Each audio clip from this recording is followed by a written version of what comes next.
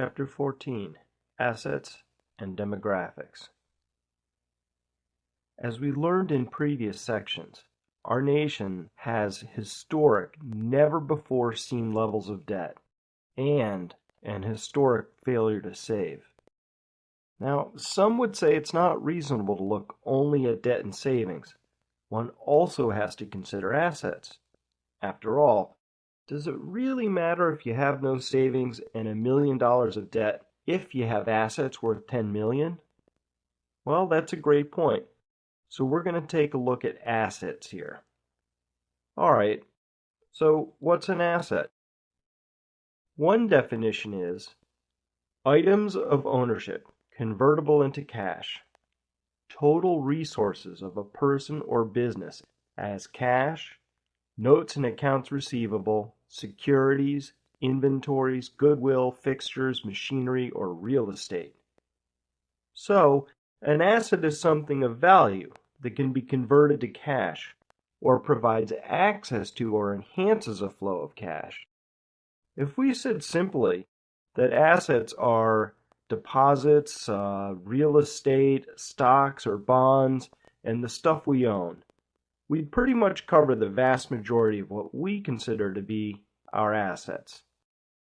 As we saw earlier, the liabilities and assets of the U.S. and state governments are really the liabilities of its citizens. But do remember, as we noted in Chapter 13, the U.S. government has a total net worth of negative $50 to $85 trillion. In fact, that mismatch between assets and liabilities does not belong to the U.S. government. It belongs to you and me and everybody else. Our national debts and liabilities are, well, ours.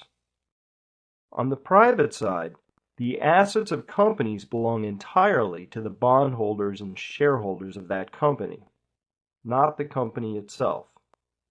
And who are those? Ultimately, private citizens.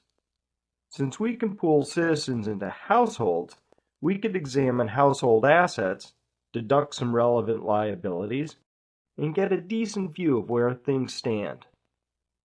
And we do this because the Federal Reserve happens to track net worth at the household level, and this data is routinely and widely reported in the media. In fact, according to the Federal Reserve, household net worth has exploded by nearly $20 trillion in only 5 years, an astonishing feat, and it represents more wealth than our country managed to amass from its inception until the late 1980s. And these are net assets, so the Federal Reserve and many in the media take the position that with just under $60 trillion in net worth, Americans are doing just fine and our rapidly climbing levels of debt are no cause for concern. But before we get too excited about the astonishing wealth indicated here, there are two key oversights and a fallacy hidden in this report of which you should be aware. As always, the devil's in the details. Before I address those, I want you to observe this period right here, spanning from 2000 to 2003. That dip in the net worth of households was due to the stock market collapse that ran from 2000 to 2003 and caused such great panic at the Fed that Greenspan lowered interest rates to the emergency rate of 1%, thereby igniting the greatest of housing and credit bubbles in all of history. And this decline in net worth leads to this observation. Debt is fixed. When you take on a debt, there it placidly sits, until and unless you make payments on it. Debts do not vary with the general economic conditions, or whether you get a raise or lose your job. Assets, on the other hand, are variable, sometimes gaining and sometimes losing value. And so this leads to the eighth key concept of the crash course. Debts are fixed, but assets are variable. Okay, Where did that $19.8 trillion in new wealth come from? Well, about 80% of that growth came from a rise in financial assets, and the remaining 20% came from growth in real estate and other tangible assets. When we look at how much of each type there was, we see that 72% of the total net worth consists of financial assets, totaling about 41 trillion, while the tangible assets are the remaining 28% and total around $16 trillion. If we examine these assets a little more closely, we see that the $41 trillion worth of financial assets consist of things like pension funds, the assets of privately held businesses, deposits, stocks, and bonds, which we can roughly recompose into these four main classes: stocks, bonds, cash or deposits, and the assets of privately held businesses. The other bucket of $16 trillion in tangible assets consists primarily of real estate, which is 75% of this bucket, and consumer durables, which would be your car, your dryer, and your snowblower if you happen to have one. For every single one of all of these assets on this page, except cash, in order to liberate the wealth from these assets, you'd have to sell them first. Now, one general rule of asset markets goes like this: things go up in price when there are more buyers than sellers, and things go down in price when there are more sellers than buyers. Hold on to that thought for when we get to demographics. Now, let me expose a great fallacy of the household wealth report. I'll use real estate to make the point. Suppose you have a house that you bought for $250,000, and over time, say the last 5 years, it went up in assessed value to $500,000. The Fed would record this as a $250,000 increase in your net wealth. But there's really no way for you to easily get to that wealth. Sure, you could borrow against that, but that does not liberate the wealth. It only exchanges an amount of it for debt. But suppose that you sold your house. Well, if you wanted to move into an equivalent house, guess what? They've all gone up in price along with yours, and so you have to spend $500,000 for an equivalent house. So, nope, no wealth was liberated there. In fact, the only way to liberate the wealth in your house is to downsize and buy a smaller one, or rent. So here's the rhetorical question of the day: how could everyone downsize? You might be able to, but on balance, everybody can't. At least not without creating a massive glut of large homes and a desperate shortage of smaller ones. And if everyone can't do this, then it means that it's impossible to ever release the full value or embodied wealth of all the houses. So the wealth number is fun to look at individually, but it is more or less meaningless as a whole. This same dynamic is true for other assets as well. Sufficient buyers are essential, or the wealth is as good as stranded. I mentioned that there are also two big oversights in the household wealth report, and the first is that the Fed mysteriously does not include the general liabilities of the government when calculating household net wealth. Wouldn't it make sense for the Fed to offset these against household wealth? After all, who else besides the taxpayers living in households are going to pay off those liabilities? Nobody. That's who. If the Fed did perform this offset, household net worth would plunge below zero. So I can guess why this comparison is never made. The second oversight is that the data is presented as if it applied to our entire country in a fairly even and useful manner. It does not. The top 1% owns 35% of all net household wealth, and, looking at stocks only, owns 56% of all stock by value.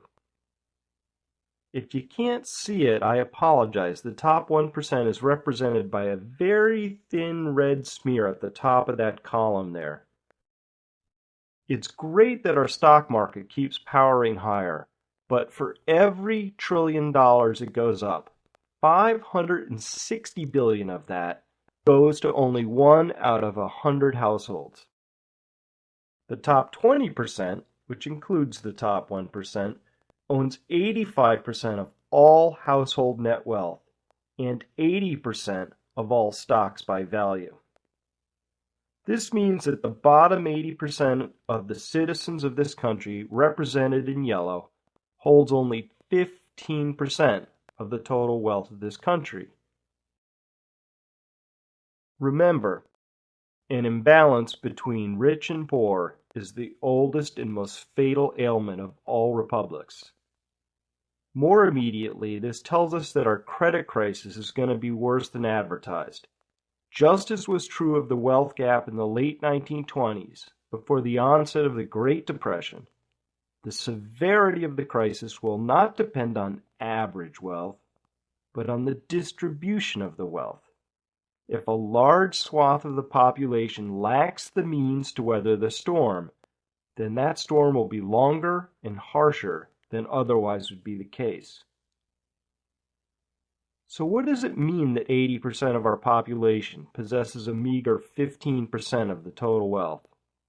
For one thing, it means that recent efforts by the Fed to provide massive amounts of liquidity to support the biggest and wealthiest banks at the inflationary expense of the lower classes were not only misguided, but they were cruel and unusual.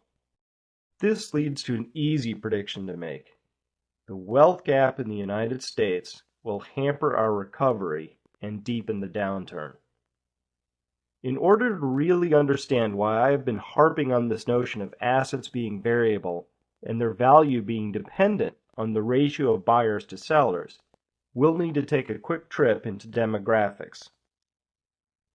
Recall that the U.S. government has not saved in any of its entitlement programs, and that it has a massive shortfall in them, measuring in the tens of trillions of dollars.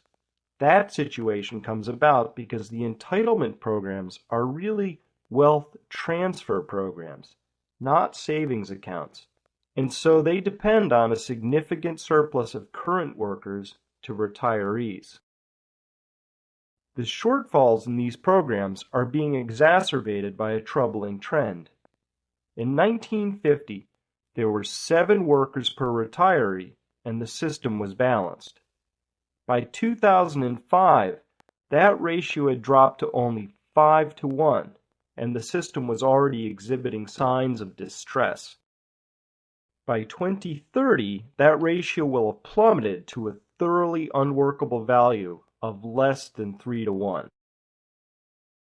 And this trend comes about as a feature of the so-called baby boom. This is a demographic chart of the United States, and each bar represents a clustering of all the people who are within a 5-year wide age window, as seen on the left axis. The baby boomers number around 75 million strong and roughly occupy these 4 bands. While it may not seem like much, the hole that exists in the population behind the baby boomers represents an enormous challenge and even threat to our entitlement programs and will greatly complicate our efforts to resolve our levels of debt and our national failure to save. A more normal population distribution, if you will, and the kind that humans evolved with over countless millennia, looks like this: a pyramid. Again, this shows 5-year wide age brackets, with men in red and women in yellow. This distribution is capable of supporting an entitlement program, such as the one in the U.S., that is based on transferring wealth directly from workers to retirees. But when we cast this chart forward to 2000, the baby boomer bulge is quite apparent. Besides the challenge that this demographic profile offers to the entitlement programs, an even larger challenge is presented to both the debt and savings issues I painted in previous chapters. and even to the value of our assets. Here's what I mean. The boomers are the wealthiest generation ever. They hold nearly all of the assets, and they will need to dispose of those assets to fund their retirements. Who exactly are the boomers planning on selling their assets to? This guy? Even if his generation somehow could afford to buy all these assets, there simply aren't enough people in his generation to buy them. In order to fund their retirement dreams, boomers are going to have to sell off their assets. And again, we might wonder, to whom exactly?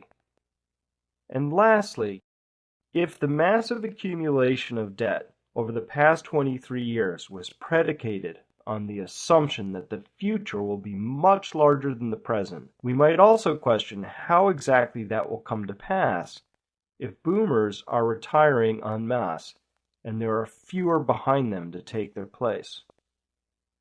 Man, the next generation better be prepared to work really, really hard. Too bad they're graduating with the highest levels of college debt ever recorded. This sort of demographic profile will be with us for decades and cannot be wished away or fixed by some clever policy. It is simply a fact of life, and one that we do well to recognize and plan for rather than ignore. Boomer retirement has already begun, and the pace of this will accelerate rapidly over the next 15 years, which will make the 20-teens quite interesting, and leads me to conclude that the next 20 years are going to be completely unlike the last 20 years. Next time, we're going to discuss asset bubbles. Understanding the destructive dynamics of bubbles is critical if you want to know what's coming next and why the Federal Reserve is panicking right now.